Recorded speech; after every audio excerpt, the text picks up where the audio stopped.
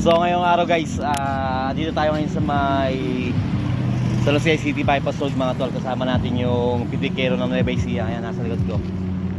Ayan guys, ngayon pipitik sila ngayong araw na to. Napataan tayo dito kasi naabutan natin sila dito guys. Marami kasi nakatambay ngayon dito sa may bypass. Kaya ayan, nag-aabang sila ng mga pipitikan nila na dumadaan dito sa may bypass road. Ngayon kung gusto mong magpapitik guys, punta lang dito sa may Abal Second, San Jose City Bypass Road. Tapat lang ng Dapit Tapon sa bypass. Yan, yung binlag natin doon.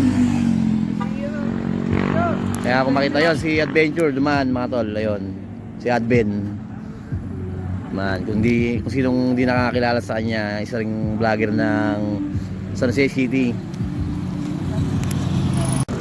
So ayan guys, si Adventure, ito, ayan, si Adven, ayan, paparating oh.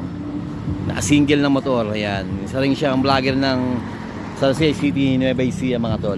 Ngayon kung sinong hindi nakakilala sa kanya, ayan, napitikan ng mga pitikeros ng Nueva Ecija. Ayan, si Adven. Ano sir? Ayan guys ha.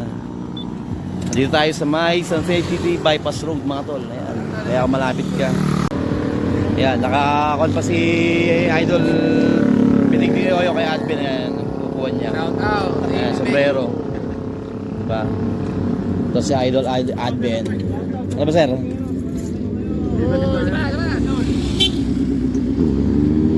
Ayan guys, marami dumadaan dito ngayon na mga